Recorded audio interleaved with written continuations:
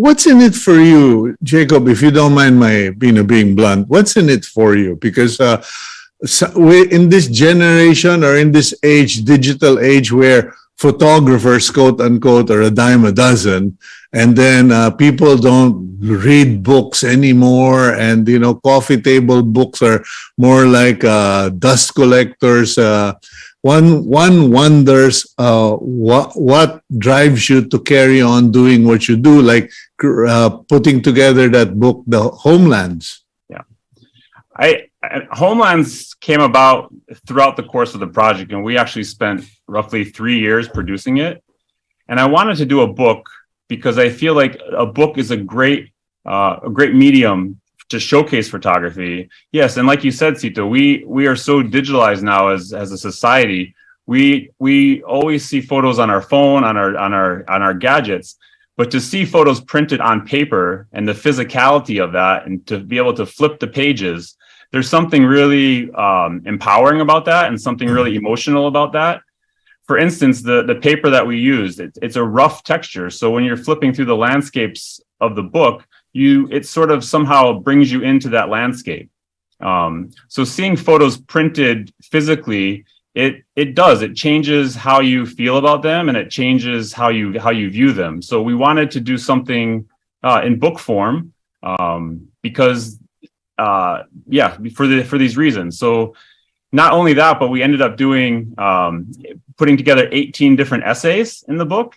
Originally, It was just going to be an essay or two sort of describing the project, how everything came about. But when COVID happened and the pandemic started, we actually slowed down. And my writer and I, Nicola Sebastian, who's an amazing writer, we slowed down, and we ended up doing more than 100 hours of interviews. And we interviewed Indigenous leaders. We interviewed people from the academe, Indigenous activists, students. And with this dialogue and these interviews that we did, we were able to put together these essays. And so it allowed us to what was the direction or point of the interviews or the dialogues? Because is it just for them to be able to tell their story, or is it about a particular subject matter? What was the intention? Right. We wanted to create a space for the Indigenous voices to really be heard. So it was for their stories to be told. It was also to gain more insight into the most important topics that they're dealing with or they're facing. Like what? So this book revolves around land. So for most Indigenous communities, not only in the Philippines but around the world, it's land is always the big issue. They're being displaced from their homelands by whether it's large scale projects, whether it's paramilitary groups that are there for different reasons. So there's conflict, but generally it comes down to these communities being displaced from their lands, and that's always the big issue, because everything for these communities is derived from the land. Their culture, their languages are derived from the land, their spirituality. So if you take away their land, you're basically taking away everything from these communities. And so, the land is the biggest issue, which we tried to highlight in this book, Homelands. Okay, what about the onset of modernization, of education, etc., in contrast or in conflict with their tribal values? Well, culture should be changing, right? If culture was static, then it would disappear.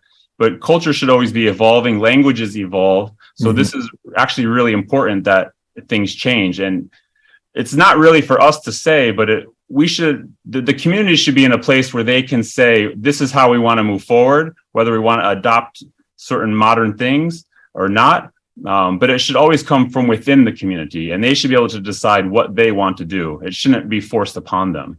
Okay. Aside from land, what other key issues or concerns or views were shared in the book?